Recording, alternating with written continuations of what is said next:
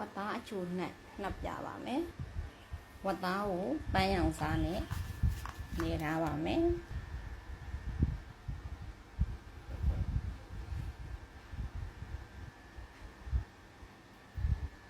ခညက်ရည်ထည့်ပါမယ်စားနဲ့ခညက်ရည်ထည့်ပြီးကြရင်နှပ်ကြအောင်အမသွားအောင်မှွေထားပါမယ်နေထားပါမယ်နှပ်ထားပါမယ်နာရီဝက်လောက်နှပ်ထားပါဟင်းအနှစ်အတွက်ကြက်သွန်နီပပနီးထားပါမယ်။နည်းနည်းကြက်သွန်ဖြူကိုလည်းပဲထောင်းထားပါမယ်။ကြက်သွန်နီဥအသေးနဲ့ကြက်သွန်ဖြူအမွှာအကြီးလေးတွေကိုပုလိုက်ထည့်ပါမယ်။ထောင်းထားတဲ့ချင်းကိုအရေးညှစ်ပြီးတော့ထည့်ပါမယ်ဝတ်သားတွေကို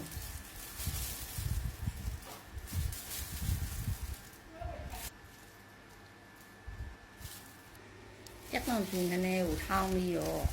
ဝတ်သားတွေကိုထည့်ပြီးတော့နေထားပါမယ်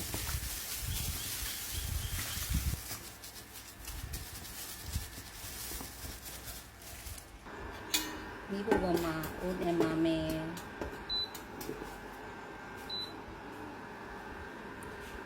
အရသာနှက်ထားတဲ့နိုင်ဝက်လောက်နှက်ထားတဲ့ဝတ်သားတွေကိုလုံးပါမယ်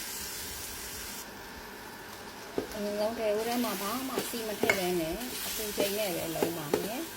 စီကအပူပြင်းပြင်းနဲ့ထိလို့ရှိရင်တဲစီနှမ်းစီဒီစီတွေက high temperature မှာ oxidize ဖြစ်ပြီးတော့ cancer ဖြစ်စေတဲ့ဓာတ်တွေထွက်တဲ့အတွက်ကြောင့်မို့လို့စီကိုတတ်နိုင်သမျှအပူမပေးဘဲနဲ့စားတာကောင်းပါတယ်ချိန်တော်ကြာလုံးရိုက်တဲ့အခါမှာပိုးကပ်ပြီးတော့ဝတ်သားအနံ့လေးနှွေးလာပါပြီဒီနည်းနည်းလျှော့ပါမယ်ဝတ်သားကိုအညိုရောင်လေးဖြစ်အောင်အစားလည်းမသုံးဘူးတန်းညင်ရည်လည်းမသုံးနဲ့တဘာဝအတိုင်းနဲ့အညိုရောင်လေးရအောင်လုပ်ဆောင်ထားပါတယ်လုံးနဲ့ဝတ်သားကနေဖက်တဲ့အစီနဲ့ပဲသူ့အတူပြန်ပြီးတော့ကြော်တယ်လို့ဖြစ်သွားပါတယ်ဒီချိန်လောက်ဒီနေလောက်ရောက်ပြီဆိုရင်ရေးထည့်ပါမယ်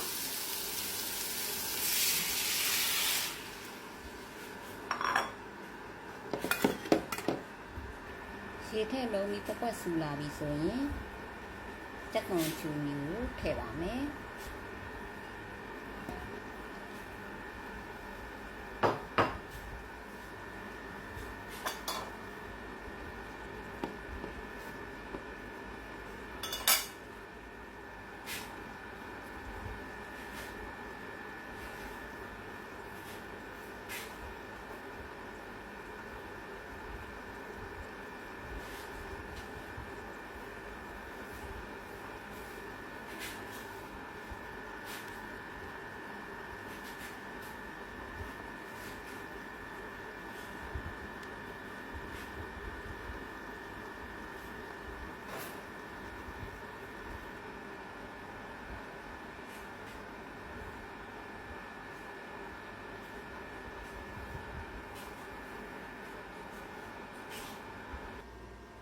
ဝတ်သားလုံးနာတော့မှဒီဘက်မှာအနှစ်အတွက်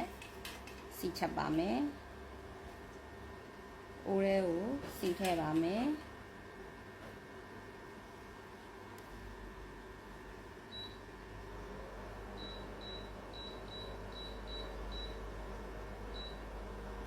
မီးဖြည်းဖြည်းနဲ့ပဲကြော်ပါမယ်။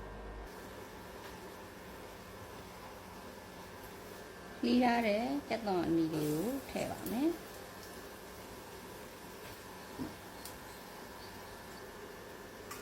ကြက်သွန်ကြီးကိုစိတ်ရှည်နဲ့မီးအေးအေးလေးနဲ့ပဲစီကြက်တဲ့အထိတက်ရပါမယ်ဒီဘက်မှာစီတက်နေတော့ဟိုဘက်ကအိုးကအတန်ကြစ်မြည်နေတဲ့အတွက်ကြောင့်မို့လို့ကြည့်လိုက်တဲ့အခါမှာရေထဲဖို့လိုနေပါပြီ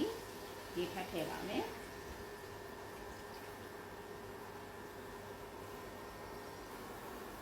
ဒီဘက်မှာမီးဖြည်းဖြည်းလေးနဲ့ကြက်သွန်ကြီးကိုအနှစ်အတွက်စီတက်နေတဲ့ဟာလေးကထည့်လို့ရတဲ့အနေထားရောက်ပါပြီ။ဒါကြောင့်မို့လို့ဟိုဘက်ကအိုးရဲကိုထည့်လိုက်ပါတော့မယ်။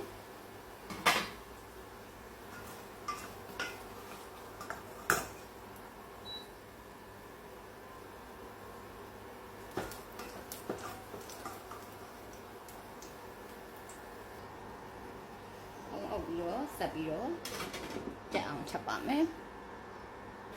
ချိန်စီသွားပြီဖွင့်ကြည့်ပါလိုက်မယ်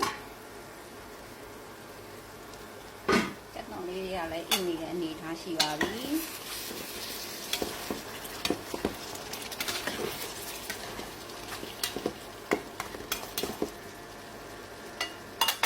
ပတ်တန်းနဲ့အချိုးနှံ့ကလေးရပါပြီရှင်